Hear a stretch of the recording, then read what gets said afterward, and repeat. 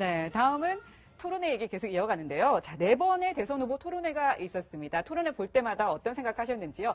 아무래도 4번을 하다 보니까 후보들이 말하는 특징이 또 잡히기 마련인데 이를 활용한 게임이 생겼다고 합니다. 어떤 게임인지 보시죠. 토론회 놀이라고 한다죠? 네. 결정을 하셔야 될 정치 지도자가 아니 지금 대통령 되실 분들의 입장을 묻는 자리인데 그 시기 얘기를 주사 차원의 질문. 아니 수사 차원이 아니고 아까 그 경남의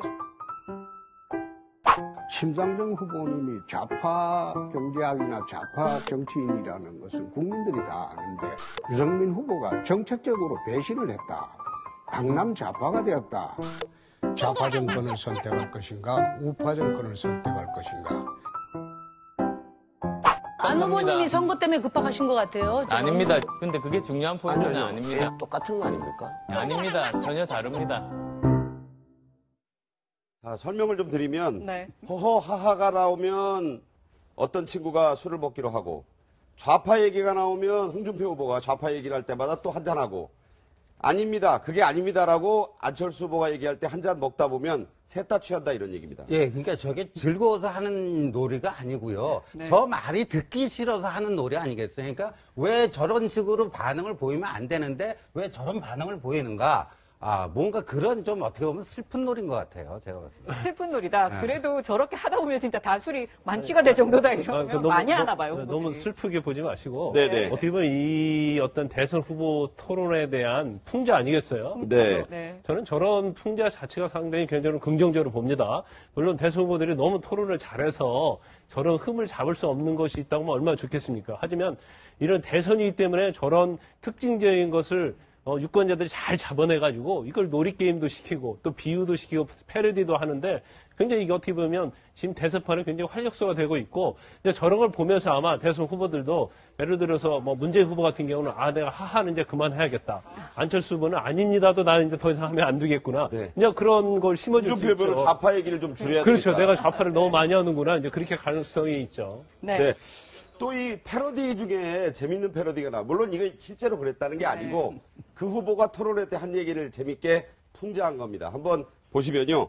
유승민 후보와 문재인 후보가 이렇게 대화를 한다는 패러디입니다. 네, 자, 빵은 무슨 돈으로 사냐? 재원 마련에 대해서 얘기를 한 겁니다. 그러니까 이미 여러 차례 답변 드리지 않았냐? 더 토론하고 싶으시면 저희 제빵정책위원장이랑 토론하시라. 이런 패러디가 지금 유행을 하고 있다고 합니다. 또 재밌는 얘기 있습니다. 유승민 후보가 만약 이렇게 묻는다. 삼겹살 좋아하십니까? 하면 삼겹살은 지방이 많고 서민 음식입니다. 자세한 건 요리사한테 물어보시죠. 이명박근혜 정부 때 두 정부를 싸잡아 얘기하는 거예요. AI만 없었으면. 그러니까 약간 질문의 핵심에 대답을 안 하면서 그냥 이렇게 넘어가는 그런 이제 문재인 화법을 저런 식으로 이제 패러디를 한 것 같은데 TV 토론 2번 남지 않았습니까? 네. 그러니까 정말 문재인 대세론을 굳히려면 저 화법을 긴급 무슨 작전 회의를 하든지 저 화법은 좀 바꿔갖고 나오시는 게 본인에게 좋지 않을까 그런 생각이 드네요. 자, 네. 대선이 무르익어 가면서 또 홍보 전쟁, 그러니까 광고 전쟁에 이어서 네. 기발한 아이디어의 홍보 전쟁이 벌어지고 있는데 저희가 후보별로 특징 있는 영상들을 보여드리겠습니다. 문재인 TV도 많이 시청해 주시고요. 고맙습니다. 화이팅입니다.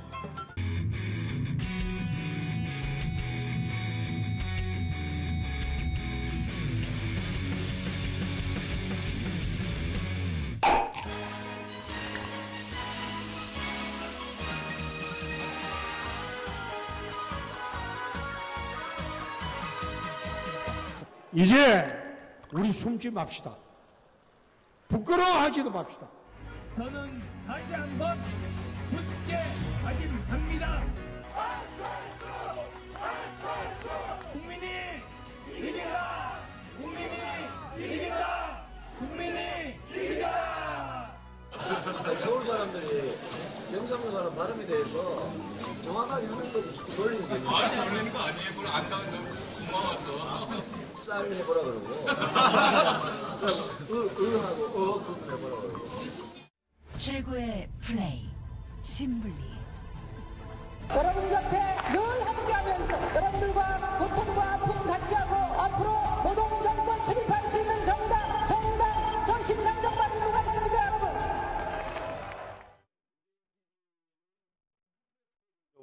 문재인 TV 같은 경우에 스타크래프트라는 게임을 좀 이해해야 되고 예. VR이라 그래서 360도 돌아가는 것도 하고 젊은 층을 아무래도 좀 의식한 그런 거. 그렇죠. 문재인 후보 같은 경우 이제 스타크래프트는 보통 30, 40대가 많이 했지 않습니까? 지금의 30, 40대가 많이 게임을 했던 게임이에요. 그 게임과 결국 문재인 후보가 타겟층으로 잡는 게 30, 40층이라는 게 명확하게 보이는 거고 반대로 이제 심상정 후보 같은 경우는 마지막에 오버워치라고 하는 게임이거든요. 이게 심상정 후보가 나온 장면도 게임이에요. 그 게임도 결국은 보통 요즘 20대 젊은 층이 많이 하는 게임입니다. 그래서 아마 젊은 층을 상대로 해서 뭔가 타겟으로 해서 메시지를 전하려고 하는 것 같고 또 한 가지는 오버워치가 갖고 있는 특성 중에 하나가 뭐냐면 여성들이 많이 게임을 해요. 오버워치를. 20대 여성들이. 제가 이제 대학에 가서 물어봤는데 학생들한테도 오버워치에 여학생들이 많이 게임을 하더라고요. 그런 걸 보면 여성과 20대를 상대로 해서 타겟을 하는 것 같고 VR 같은 경우는 360도 회전하는 카메라지 않습니까? 그건 안철수 후보의 어떤 뭐랄까요 컴퓨터나 IT 분야의 전문성을 보여주게 한 것이라고 보여줄 수 있을 것 같고 그 다음에 홍준표 후보는 아시는 것처럼 시원한 사이다 발언 많이 하니까 홍카콜라라고 해서 또 그런 사이다 발언하는 모습을 이미지화한 그런 홍보 영상이라고 볼 수 있겠습니다. 네. 자, 지지율이 지금 점점 좀 이 하락세에 있는 안철수 후보의 원군이 이제 나서고 있는 모양새인데 최명길 의원이 이제 국민의당 합류를 선언했습니다. 김한길 전 의원과 부인 최명길 씨가 또 유세를 나섰기 때문에 두 최명길이다 이런 얘기가 나오는데 이 최명길 의원의 입당의 변 들어보시죠. 국민의당 입당이 김종인 대표와 사전에 허락을 받거나 한 건 물론 아닙니다. 오히려 김종인 대표께서도 안철수 후보의 거듭된 요청을 받아들여서 보다 품격 있는 정권 교체에 힘을 보태줄 것을 간곡히 당부를 드리고자 합니다. 안철수 후보에 대한 지지로 해석될 거라는 사실을 충분히 알고 있고요. 그렇게 이해하고 계십니다. 네, 최명길 의원 지금 더불어민주당을 탈당을 하고 국민의당에 입당을 했습니다. 대표적인 김종인 전 대표계라고 불리지 않습니까? 그렇죠.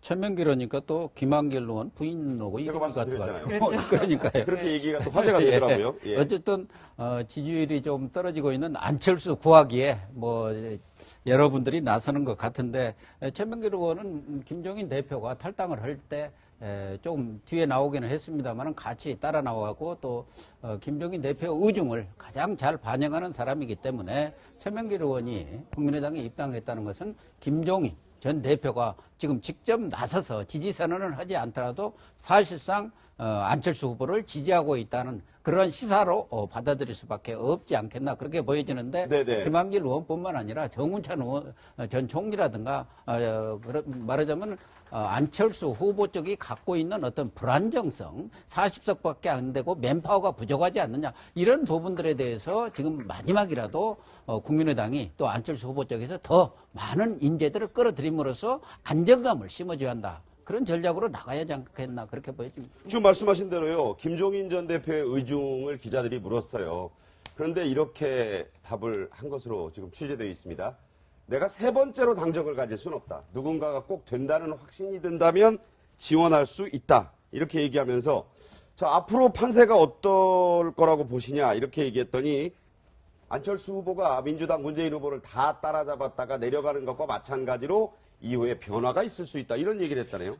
김종인 전 대표 같은 경우는 일단 정치 구단이라고 얘기해도 손색이 없지 않습니까? 그래서 정치를 굉장히 잘 읽는 사람이다 하는데 사실 이번에는 그렇게 잘 읽고 있다고 보이지는 않아요. 보이지는 않는데 이제 그 어떤 언어의 어떤 문구를 보면 김종인 전 대표는 지금 이게 끝난 선거가 아니다 그렇게 확신을 하고 있는 것 같아요. 그래서 이 문재인 후보가 꼭 반드시 된다고 생각하지는 않는 것 같습니다. 그리고 안철수 후보가 어느 정도 가능성이 있다 이렇게 내다보고 있는 것 같고 변화의 가능성에 굉장히 초점을 두고 있는 발언이다 그렇게 봅니다. 그리고 자기의 가장 측근에 나올 수 있는 최민길 의원이 국민의당에 입당을 했단 말이에요. 이제 그런 걸 전체적으로 보면 마음은 어느 정도 안철수 쪽에 가 있고 안철수 후보가 당선이 될 수 있다. 그런 여지를 좀 가지고 있다. 이렇게 우리가 판단해 볼 수 있을 것 같아요. 네, 무소속으로 남아있던 최명길 의원. 자, 국민의당에 합류한 이유, 바로 안철수 후보에 합류한 이유에 대해서 이렇게 얘기를 했습니다. 들어보시죠.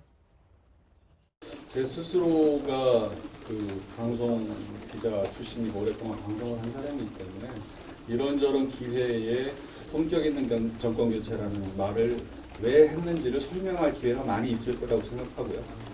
그리고 또 한 가지 계기는 여러분도 다 기억하시겠지만 3차 TV 토론을 보면서 도움을 줘야 되겠다는 생각을 했기 때문에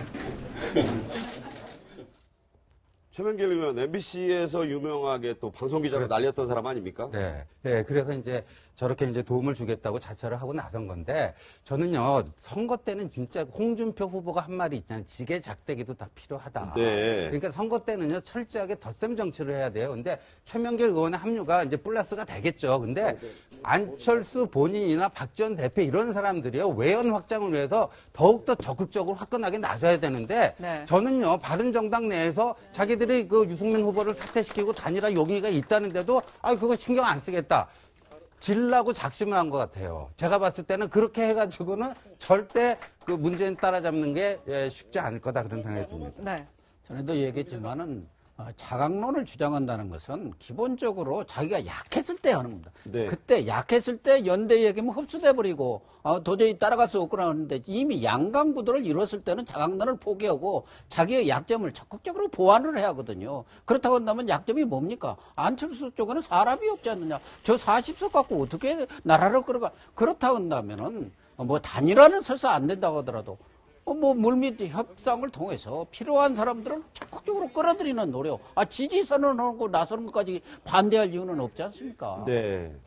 자, 여러분의 말씀 들으면 이제 12일 남은 대선 본투표 몇 번 그래도 뭐 변화의 가능성이 있다 이렇게도 읽히고요. 유권자들의 선택이 더 중요해지는 시점이 다가오고 있습니다. 네 분과의 말씀 오늘은 여기까지 듣도록 하죠. 고맙습니다.